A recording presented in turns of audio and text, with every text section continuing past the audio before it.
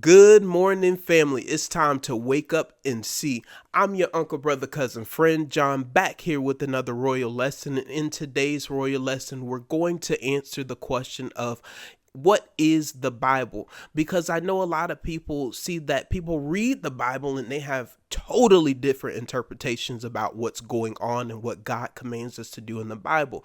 Of course, we have some people who read the Bible and they go out and they're healthy, happy healers who are a force for light. And then there are some people that read the Bible and they interpret that they need to go out there and spread wickedness and chaos and be a force for darkness, all in the name of God. So we're going to dive a little bit more into what is the Bible really, and can I read it and learn something from it? But first, let's handle a little channel maintenance. So make sure that you all like the video and make sure that you all subscribe to the channel and press the bell down below so that way you are updated with the Royal Lessons YouTube page, and that way you know when I upload a new video to the Royal Lessons. But all right, family, I know you guys are really ready to hear what I have to say about what is the Bible, so let's get into the Royal Lesson. So, of course, like every other royal lesson, if you come from a religious background and still are ingrained in religion, of course, what I might say, especially if it uses the Bible, of course, what I might say might be a little controversial. But if you come and go with me, it's an old Southern term, just come and go with me along this journey. And, hopefully I will teach you something and help you see the Bible a little differently, because I'm not here to, demean what you believe in, but to open up your eyes and help you have a better understanding of the world that you live in and how God wants you to see the world, so that way you can move forward and grow. But let's get into it. So when you take a look at the Bible, often, especially if you grew up in a religious background, you hear the saying of the Bible is the word of God. It is the word of God, and that's why you should be reading it and taking it literally and taking the steps out of the Bible so that way you can grow. If you're not ingrained in the Bible, then if you're not ingrained in the Bible, then you're living in sin and you're living wrong. And that's why you need to be reading the Bible. Well, because it's the word of God. So if you actually take a look into the Bible, especially if you're reading your Bible, you don't have to go that far in it. Within the first few pages of Genesis, the Bible itself tells you that it is not the word of God. What did he just say? I know I just started some controversy, but hold on. So in the Bible, it tells you that God spoke his word into existence. Whatever God said, let it be. And when it was formed and created, God said it was good. Therefore, God's word is living, breathing, everlasting, ever moving. God's word is creation itself. The earth, the planet, the stars, the moon, you and myself, we are all the word of God, the living word of God. We are a part of it. It's much bigger than just us. It's an entire creation. This is the word of God. So now I know there's people asking, well, what is the Bible? Well, the Bible is technically an amalgamation of events that happened throughout history, people's personal experiences, and how they made it through, and how they're teaching others to look at certain situations in their life and say, hey, I recognize this situation because Job might have went through this. I recognize this situation because King David might have went through this. I recognize this situation because Ruth has been there. I recognize this situation because Mary's been there. And now I know how they handled that situation. So how can I take what they went through and apply that to my own personal life so that I may grow? That is exactly what the Bible is. So this is also why you can't take the Bible literally, because everybody's situation is different. So I know that, say both of you and I are going through the same situation, and I'm trying not to find nothing chaotic, but say we both can't find our left shoe. And and so, we say, well, we both can't find our left shoe. Your mindset might be, well, I'll just put on another pair of shoes. My mindset might be, well, I need to find this other shoe because it's the only pair of shoes that go with the outfit that I have on. So although we might be having the same situation, we might be in a totally different boat about how this situation gets handled. Now, we both could read the Bible, and the Bible could say, Shebediah, I'm just making up a name in the story. It might say Shebediah lost his left shoe, and Shebediah didn't have the money to go buy a shoe. And so Shebediah went and used yak hair to make a new shoe.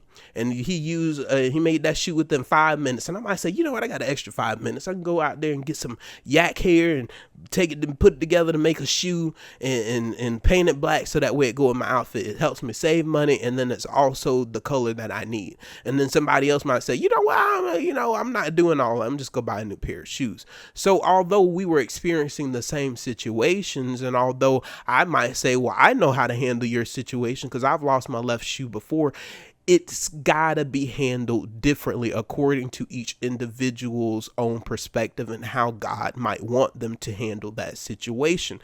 Now, the Bible is a good, helpful tool to looking at situations and saying, okay, well, this is how I could apply this wisdom in to my own situation and to my own life. But it does not mean that we literally need to follow every single thing in the Bible. So I'm not saying don't follow the Bible. I'm not saying don't take the wisdoms out of it. But what I am saying is we very often have people in society, especially historically, who will have their own personal interpretation about the Bible. And they'll say, well, this is how these people handle this situation. And this is a blanket statement of how everybody should handle it. And again, everybody is different. Everybody's seeing things differently. And of course, God wants everybody to handle their situation according to how their life is, their own personal life, not according to how you would handle the situation, but according to how their own life is. Again, you may have knowledge of the situation. Again, it might be in the Bible,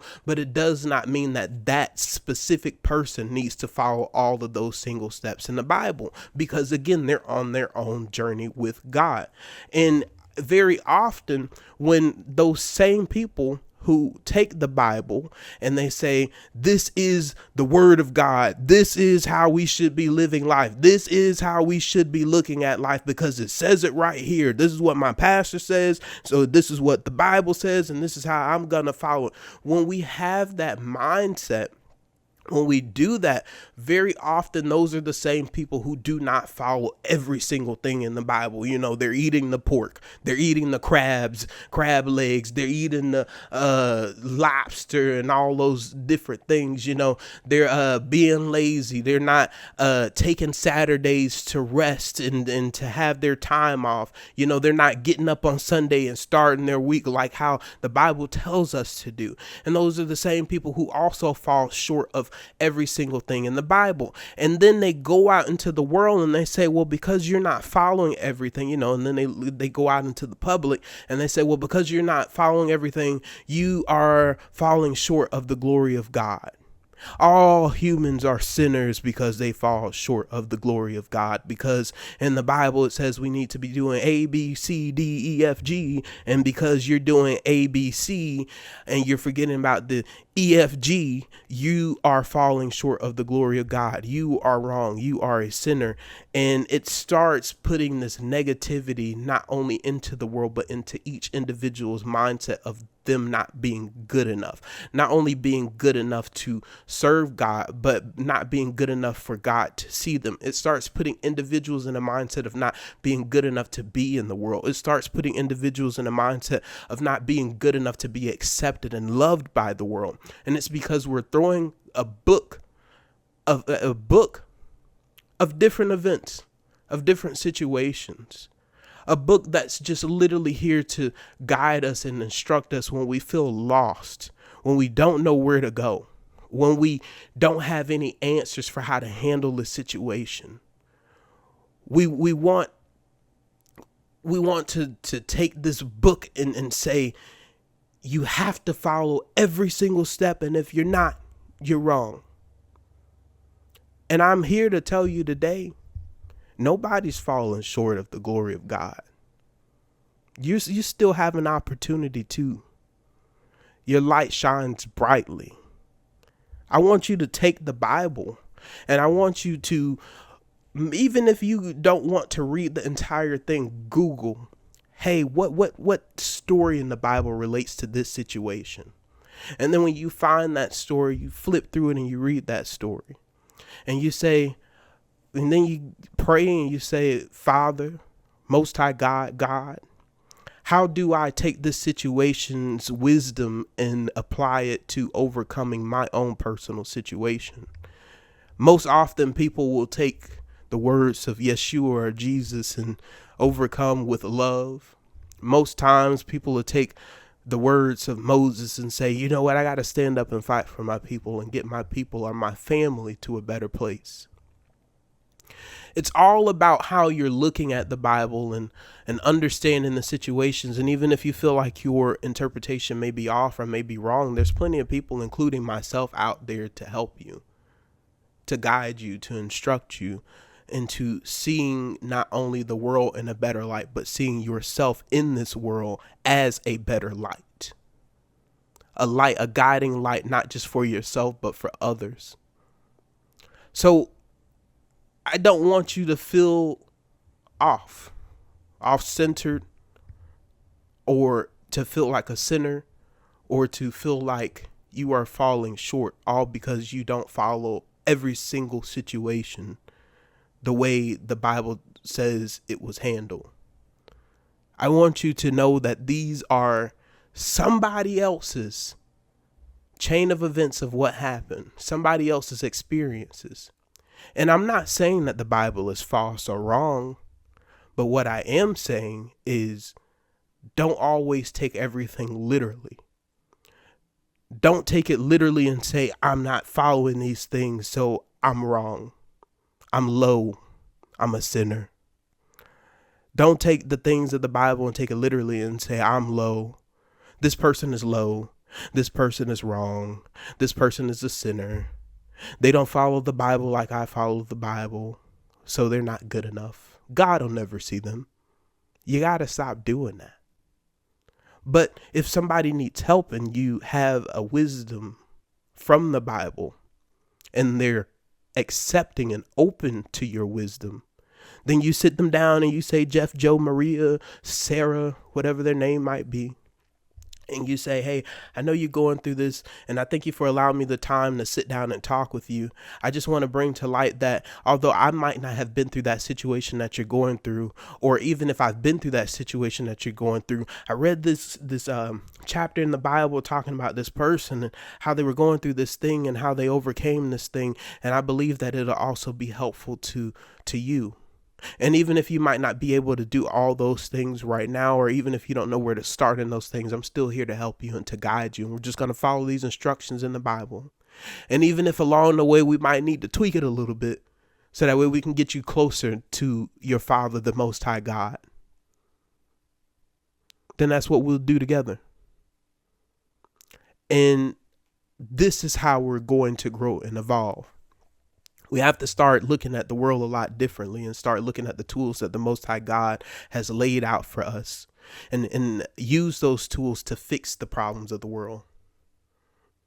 Because there are no true sinners. Nobody wants to sin. Nobody wants to be evil. Nobody wants to be bad. It's just that everybody is coming into this world and they're finding out there's all these standards that they're not sure how to uphold because they're still growing, they're evolving, they're trying to figure out their own place in this world and how they fit in. We got to stop judging each other because somebody doesn't follow every single thing in the Bible. And then even again, a lot of y'all don't even know that the Bible later on recorrects something that you might have thought was one way. The Bible corrects divorce. Yeshua tells you exactly when divorce is acceptable. The Bible actually never really addresses certain things that you all take and say, well, the Bible did this, God did this in the Bible. And then later on, there's a scripture you might not have read that tells you why God did that thing. So again, I just want us all to look at this all differently. Open our eyes and see, know, understand, open our hearts and love so we can understand a lot more than what we do now. Know that you are a child of the Most High God. Even if you don't want to acknowledge it, you are. because you exist. You are a part of creation. You matter. Your life matters. You are worthy of the crown that is upon your head as a child of the Most High God. You are royalty. Know that the Most High God loves you.